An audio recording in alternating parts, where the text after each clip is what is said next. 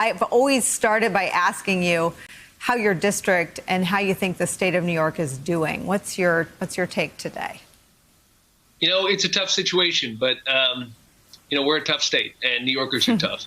And we're coming together and we're supporting our neighbors in ways that would warm your heart and bring a tear to your eye if you've seen some of the things I've seen and heard the stories I've seen. The everyday acts of kindness, the heroic actions of first responders, healthcare workers.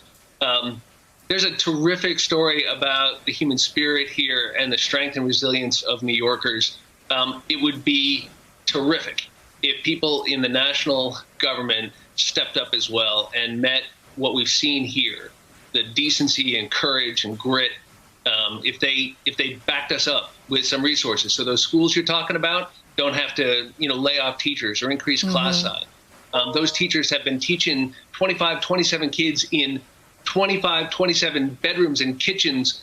Imagine how difficult it is to teach geometry or social studies by Zoom, and yet they've been doing it. And we're gonna We're gonna cut the school districts now because through no fault of their own or New York's, this pandemic has come to our district. Look, this is a fight worth having. This is about whether we're all going to stand together, and you're going to see New Yorkers come together on this one. Tell me more about the stories of grit. I think that people are just awash in the political rancor. I'm shattered by the images of the heavily armed protesters in Michigan and the president using those images to ask a governor to negotiate with them. Tell me something good. Yeah, I'll tell you something. It's hard to find anything sort of that starts out as good because it all grows out of this tragedy. But in those moments of great tragedy, we see such compassion and decency. In my own little town here in Cold Spring, New York, there's a woman who lost her husband. She's already facing a tough cancer diagnosis of her own. She's got 3 kids. 2 of them are twins in the same class as my youngest daughter.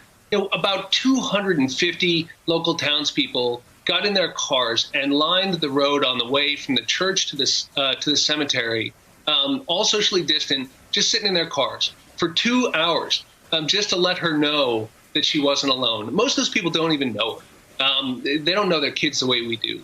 And to see that kind of decency and compassion, that's how good people react to tragedy. They think, look, I'm going to count my blessings. I'm going to see who I can help.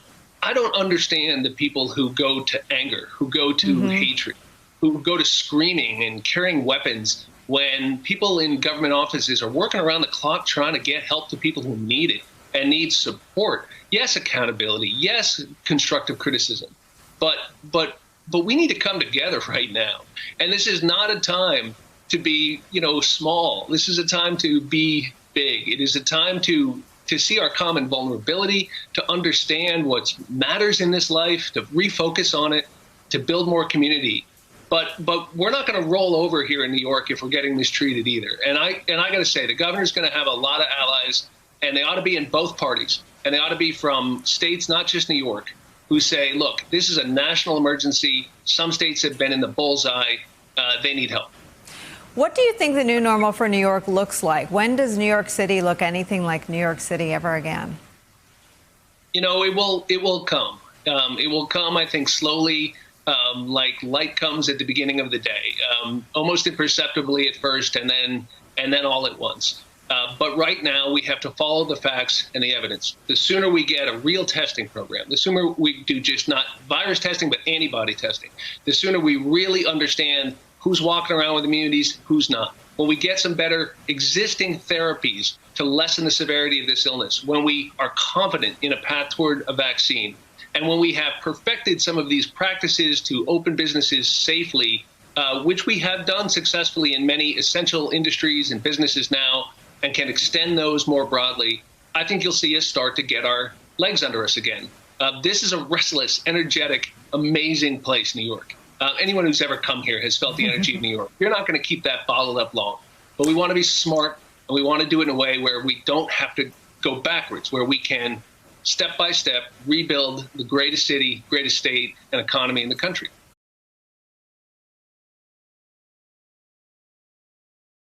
Hey there, I'm Chris Hayes from MSNBC. Thanks for watching MSNBC on YouTube. If you want to keep up to date with the videos we're putting out, you can click subscribe just below me or click over on this list to see lots of other great videos.